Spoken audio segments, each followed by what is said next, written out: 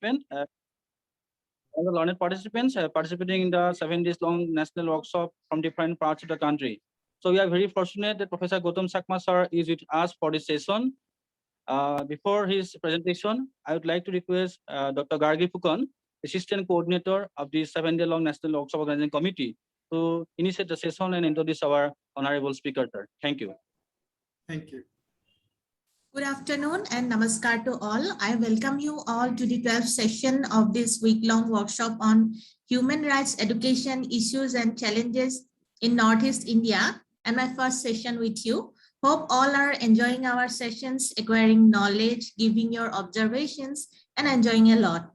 So today on this 5th day of the workshop and in this session, our topic of discussion is Rights of Indigenous People of Tripura. And before going to the discussion topic, let me introduce our today's honorable resource person, Dr. Gautam Chakma sir. He is professor in Department of Political Science, Tripura University. His specialization is political theory and international relations. He has published a good number of papers in the journals of national and international repute.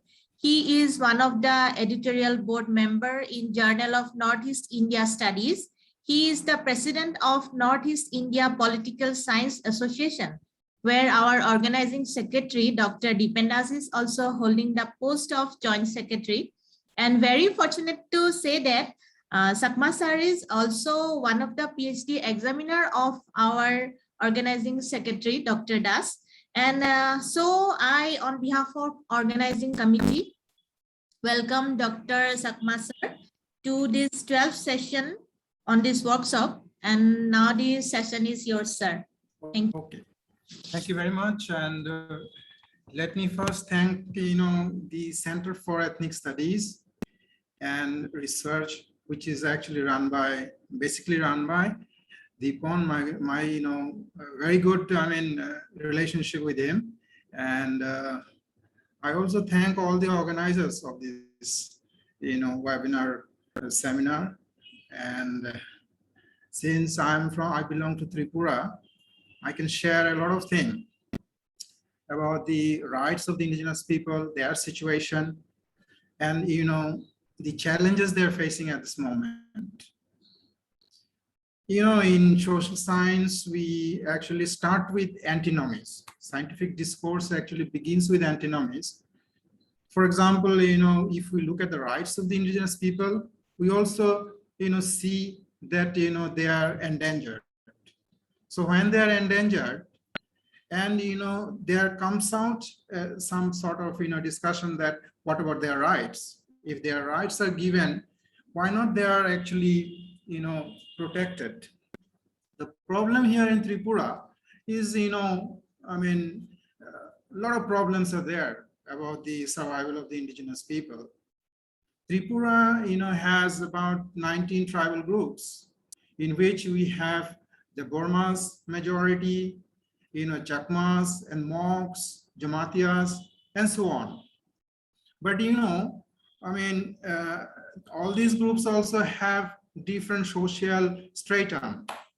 A group which is educated, and a group which is not educated.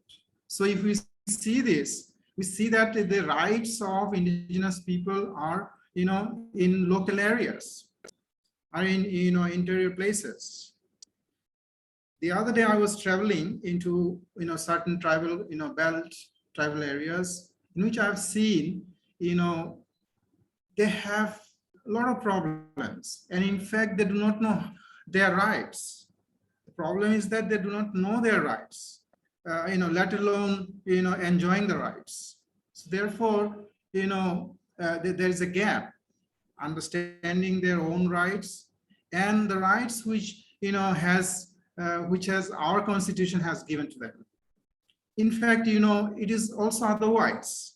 One is that the majority, the mainstream people, or we can say the dominant societies, they also do not know the conditions of the tribal people, indigenous people. no matter whether it is in Tripura or anywhere in Northeast or anywhere in the world. Situation is almost the same. So when I was traveling, I was driving and I've seen, their habitat, the ecology, how ecology has been destroyed, in which they used to live peacefully. And then, we also see that, the process of modernization, which has actually entered. In fact, it reminds me when empire system was there. I mean, before independence, we were under the British Empire. During that period, we have seen 100 years period. If you look at history, we'll see that, during that period, indigenous people rights were not affected. In fact, they were happy. And then, when partition has taken place, when empire was just breaking down, and then, indigenous people entering into nation state system, it was really a sudden change, and indigenous people, they didn't know. And in fact, entering into the nation state, it has, made their minds confused. What is a nation state? What would be their status now? Are they, in a position to use their previous existence, the way they used to live, their way of life? Then we also saw that, nation system has some problems. When nationalization program starts, we all are a nation. That brought some confrontations, because, as we see today, this is also the fallout of this, nation state system, that indigenous people, they want right to self-determination, because they want to control their lives, control their way of life, the way they used to do before. So given this, historical background, we also see that, Tripura, which was a princely state, it was under the protectorate of the British rule. And so we have seen that, after partition, after independence, we have seen that, they became, almost like, even the geographic, locations are in actually a controversy. The map of Nagaland, the map of Tripura was a larger, kingdom. For example, it had two hill part and the, plain part. So it was known as Chakla Roshnabad. Chakla Roshnabad was the plain areas. And Hill Tripura today, where we live in, is actually, it is not, it was almost uncontrolled even by the British. Therefore, we see that, after independence, entering into, let me say, entering into the nation state system, indigenous people's rights are affected.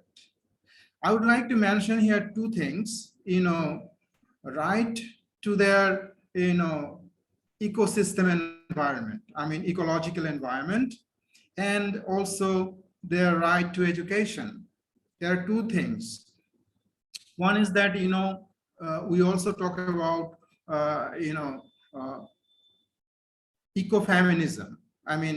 In tribal societies, that it is the females, it is the women who take control of the family. In many cases, in my society, in Chakma society, it is the women who go, outside home, and then they work. They go for Zoom cultivation. These are all done by the women. So therefore, there emerges a crisis. The crisis is like this, that, modernization has affected their, environment. Modernization has affected their ecosystem. Therefore, it is a big question that how we actually deal with this. The second thing which I wanted to say is the right to education. Education, indigenous people of Tripura, they are poorest of the poor, we can say. They're poorest of the poor, and then, they have no access to all the sort of, modern facilities we have. Healthcare center, for example, we don't have much. I've seen with my own eyes that, health centers are far between. and schools are also far between. And in this situation, how we educate them? The more we can educate them, the better they know. They would be knowing about their rights. Therefore, we have these two problems I would like to raise: that right to the basic rights. Basic rights. Even we need to go for human rights education, basic rights education. And then it is not only with the indigenous people, but also with the dominant societies, because they also do not know the situation of the indigenous people. So this is, in fact, from both sides we are having some challenges. That on the one side, indigenous people themselves, they do not know about their rights, about their access to different benefits. And then on the other hand, even the majority and then dominant societies, they also do not know what to do, because they do not know about the situation.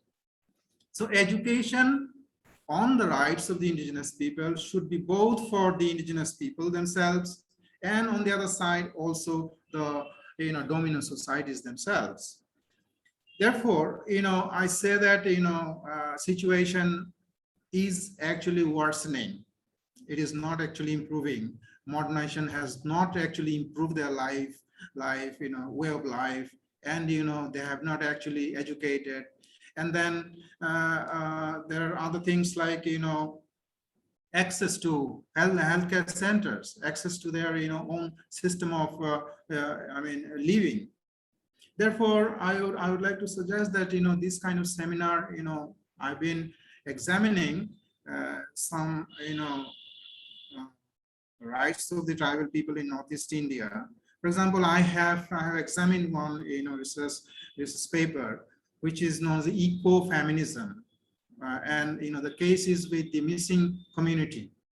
Therefore, I have just compared that, since I belong and I know the situation of the indigenous peoples here in Tripura and the people in other parts of Northeast. So therefore, we can we can draw some generalizations that rights of the indigenous people are almost, the situation of the indigenous people are all the same everywhere in Northeast, but also around the world. My suggestion would be that that we do some constructive work for the tribal people. We educate them, we bring them in the mainstream, benefits of the mainstream, and then more importantly, we educate them. Both, we also educate the dominant society people, so that there can be a balance. When this balance will be brought in, I believe that there will be less problems, and there will be the concept of equality will be maintained. I think I will not make my intervention long, and there are a lot of things I think I would like to leave this rights of the indigenous people in the discussion, and I would like to invite questions from the participants. Thank you very much.